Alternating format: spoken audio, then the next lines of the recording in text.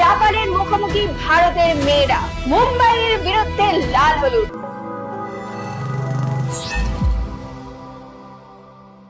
শুরু করছি দৈনিক রেবেলের আজকের পর্ব।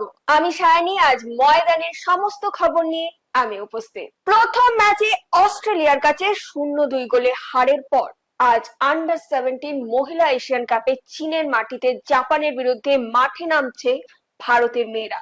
তারা কি জাপানের বিরুদ্ধে নিজেদের মেলে ধরতে পারলেন?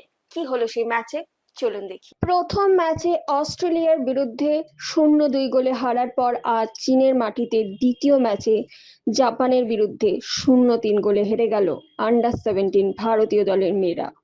প্রথমার্ধে গোল শূন্য থাকার পর দ্বিতীয়ার্ধে 3টি গোল হজম করতে হয় ভারতকে। আজ ভাইটাল ম্যাচ। এই ম্যাচ জিততে পারলে লাল হলুদ চ্যাম্পিয়নশিপের দৌড়ে নিজের অবস্থান জোরালো করবে।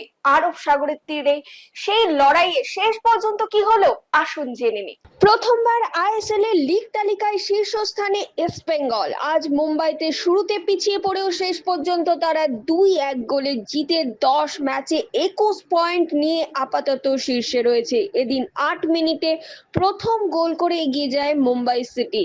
58 মিনিটে লাল হলুদকে সমতায় ফেরান ইউসেফ এজ্জেজারি।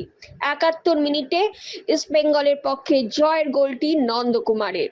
আগামীকালের খেলা কলকাতা ফুটবল লিগ পঞ্চম ডিভিশন গ্রুপ বি। সিআরএফসি মাঠ, বাণীনিকেতন এসসি বনাম the Orient club. Ariadaha SC মাঠ, যুগশান্তি এসসি বনাম শরৎ সমিতি। কল্যাণী ব্লক এ মাঠ, বুদ্ধিস্ট ক্লাব বনাম শুভাস্তিপ এসসি।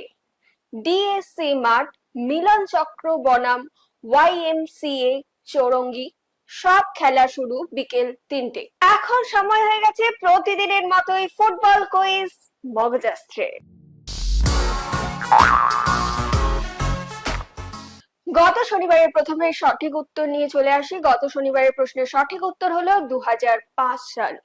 উত্তরদাতা ফেসবুক পেজে পঞ্চানন দত্ত, আপনাকে অসংখ্য ধন্যবাদ। চলে আসি আজকের প্রশ্নে।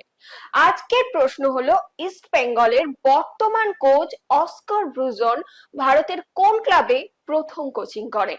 উত্তরটা জানা থাকলে আপনারা ঝটপট লিখে ফেলুন। আজকের ভিডিওটি যদি আপনাদের ভালো লেগে থাকে তাহলে কিন্তু অনেক অনেক শেয়ার করে দেবেন এবং আমাদের ফেসবুক পেজটিকে ফলো করে দেবেন। বাংলা ফুটবলের এরকম আরো খবর জানার জন্য আমাদের ইউটিউব চ্যানেলটিকে সাবস্ক্রাইব করে বেল আইকনটি প্রেস করে দেবেন। আজকের মতো আমি এখানেই বিদায় নিচ্ছি। আবার আপনাদের সঙ্গে দেখা হবে আগামীকাল একটা নতুন পর্বে। শুভরাত্রি।